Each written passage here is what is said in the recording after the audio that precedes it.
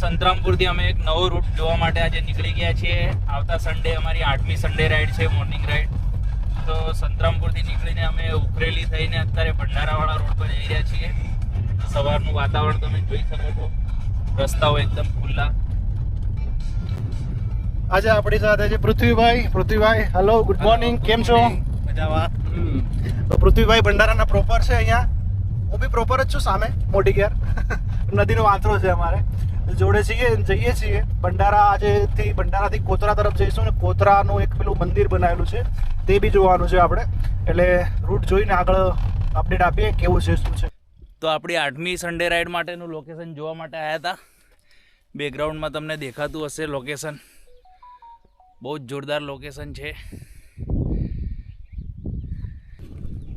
એક નાનું એવું 100 ફૂટનું ટ્રેકિંગ ચડ્યા પછી 100 મીટર ઉપરનો નજારો જુઓ તમે ખાલી.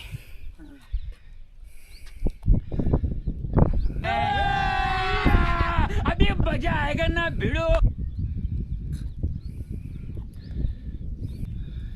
સન્ડે રાઈડ માટેનું લોકેશન નવું. જગ્યા દેખો ગાઈસ ખાલી. और अभी तो रुको, क्लाइमैक्स अभी बाकी है. જે જગ્યાએ અમે 8મી સન્ડે રાઈડ લઈને આવવાના છીએ, ખાલી મારા બેકગ્રાઉન્ડમાં તમે લોકેશન જુઓ. 101 ફૂટ જેવું ડુંગર ઉપર થોડુંક ક્લાઇમ્બિંગ છે. જો આ પ્રકારનો નજારો કોઈને જોવો હોય આવતી રાઈડમાં તો 100 ફૂટ જેવું રોક ક્લાઇમ્બિંગ કરવાનું પ્રેક્ટિસ કરીને આવજો. બરાબર છે. બાકી તમે જોઈ શકો છો અમારા હિમાંશુભાઈ પણ જોડે છે આજે. હેલો. અને પૃથ્વીભાઈ. હાય. બરાબર છે. 8મા લોકેશન એક્સપ્લોરમાં 3 જણા અમે આવ્યા છીએ સવારમાં. અને મોર્નિંગનું જે યાર વાતાવરણ છે અહીંયા ગાડી ગાઈઝ, અનબિલીવેબલ. લાઈફમાં ફર્સ્ટ ટાઈમ હું પણ આ જગ્યા પર આવ્યો છું. હું અહીંયા રહું તો પહેલી વાર આવ્યો. આ ભાઈનું ગામ છે અહીંયાથી 1 કિલોમીટર દૂર. એ નદીના આતરે છે. તો બી પહેલી વાર આવ્યા છે જિંદગીમાં. તો જો સંતરામપુરની આજુબાજુ એટલી બધી સુંદર જગ્યાઓ છે એક્સપ્લોર કરવા માટે. ઘણા લોકોને નથી ખબર. તો અમે અમારી રીતે બધી જગ્યાઓ એક્સપ્લોર કરીને બધાને સન્ડે રાઈડમાં આ જગ્યાઓ પર લાવીએ છીએ, બતાવીએ છીએ બધાને. અને આ જ વસ્તુની ખૂબસૂરતી અમે વિડીયોના અંદર પણ લોકોને બતાવીએ છીએ. તો અમારા વ્લોગ પણ જોવાનું ભૂલતા નહીં. બરાબર છે. ચડતા ચડતા હું હમણાં પડ્યો તો મારા કેમેરાની સ્ટીક તૂટી ગઈ છે, 2 ટુકડા થઈ ગયા. એટલે કોઈ બી જો નેક્સ્ટ સન્ડે રાઈડમાં આવવાના હોય તો ધ્યાન રાખજો એ લોકો બધા. બરાબર છે. શૂઝ, પ્રોપર ટ્રેકિંગ શૂઝ જોઈશે. પ્રોપર ટ્રેકિંગ શૂઝ પહેરવા પડશે તમારા લોકોએ. સ્નીકર નહીં ચાલે. સ્નીકર નહીં ચાલે. રબરના સોલ વાળા શૂઝ જોઈશે જેથી કરીને તમે ચડી શકો. જબ તક તોડેંગે નહીં છોડેંગે નહીં. તૂટ ગયા ના ભાઈ. તો મિત્રો હજુ બીજા 1-2 લોકેશન જવાના છીએ, પણ અહીંથી ઊભું થવાનું મન નથી. પણ આ જગ્યા એટલી સુંદર છે પંખીઓ જાય છે નદી કે અહીંયાથી ઊભું થવાની ઈચ્છા નથી થતી. એમ એવું થાય કે 1-2 કલાક સુધી અહીં બેઠા જ રહીએ. જુઓ તમે ખાલી બેકગ્રાઉન્ડમાં એક વખત જગ્યા જુઓ ગાઈઝ. એમાં બી સવારનો ગોલ્ડન અવરનો જે વ્યૂ છે ને. અને મોર્નિંગમાં બિલકુલ ગોલ્ડન અવરનો ટાઈમ ચાલે છે અત્યારે. પાણી ઉપરથી પણ હલકી હલકી વરાળ નીકળતી દેખાય છે. બહુ ભારે હતી, હલકી થઈ ગઈ હવે. ઠંડીનો થોડો માહોલ છે.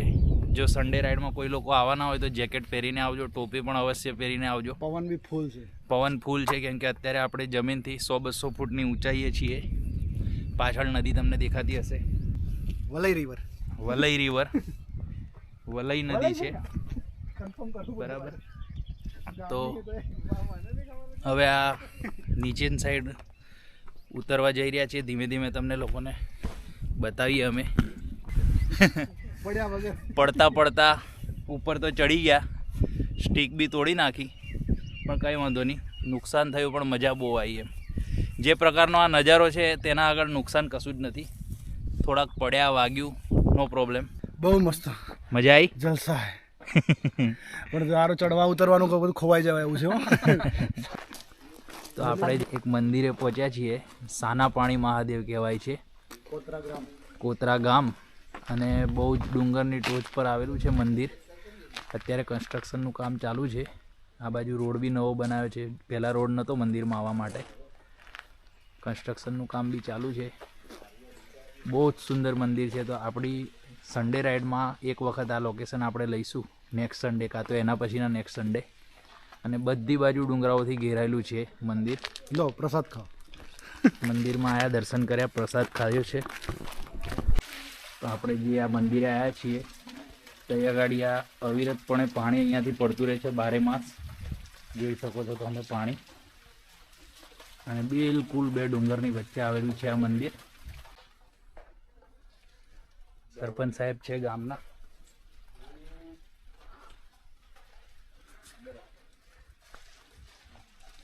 આવી જગ્યાએ આવેલું છે આ મંદિર. બહુ જૂની માન્યતાવાળું મંદિર છે. અહીંયા લોકો દર્શન કરવા માટે આવે છે. મહાદેવજીનું મંદિર છે અહીંયા ગાડી. અને બિલકુલ આ બે ડુંગરની વચ્ચે આવેલું છે. જોઈ શકો છો તમે.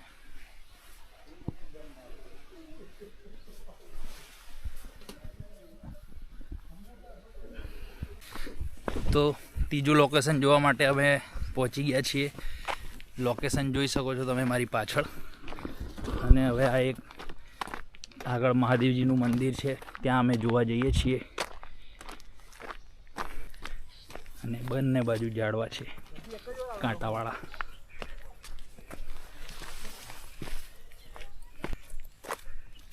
અહીંયાથી ચાલીને જવું પડશે, બાઇક્સ ત્યાં મૂકીને. એટલે દેખી લઈએ કેટલું ચાલવા જેવું છે અને કેવું છે, રસ્તા કેવા છે, ચાલવાનું કેવું છે. અમારા મિતેશભાઈ પડ્યા આમ, તમે કોઈ પડી ના જાવ એનું ધ્યાન રાખવું પડે ખાસ. બાઇક નહીં આવે જ. બાઇક લાવી હોય તો બાઈકે આવી જાય યાર, લાવી હોય તો આવીએ પડેદારે લોકો આવી જાય બાઈક. પણ હેવી ડ્રાઈવર જોઈએ. કેટીએમ એટલી ના આવે. નદી કે ડુંગર બોલો. ડુંગર ડુંગરા ડુંગરા ડુંગરે. બસ બસ બસ બસ અહીં ઉભી રાખી. બેલ્ટ મારો એક ડ્રીપ મારું, મજા આવે. ના ના ના. તો ફાઇનલી આપણે એક નવી લોકેશન પર પહોંચી ગયા છીએ. અહીંયા આપણો ક્રાઇટેરિયા છે કે ડુંગર અને નદી, નદી કે ડુંગર. તો નદી પતી ગઈ છે અને આ હવે ડુંગર પર આવે છે. તમે અહીંયા ગાડી ચલાવશો કે પેલા ડુંગર પર કે ક્યાં ચલાવશો? અલા ડુંગરા ઉપરથી ડુંગરા ઉપર જવાય એવું છે, આખું બધા ડુંગરા પર.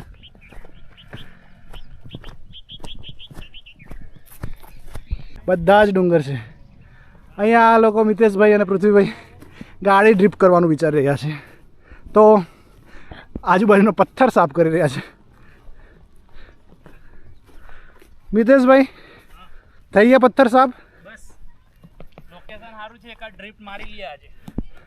સન્ડે માટે રાઇડર્સ માટે બી આ પથ્થર વીણેલા કામ લાગશે. તો મિતેશભાઈ, તુલસીભાઈ, ફાઇનલી લોકેશન મળી ગયું છે આપણને નેક્સ્ટ સન્ડે રાઈડ માટેનું. આ લોકેશન છે વેલે ઓફ સગવાડિયા. અને જે તમે જોઈ શકો છો વ્યૂ દેખો ખાલી. વ્યૂ.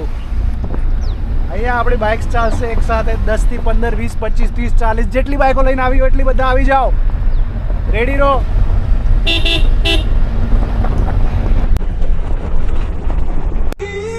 खत्म, bye bye, tata, goodbye, गया.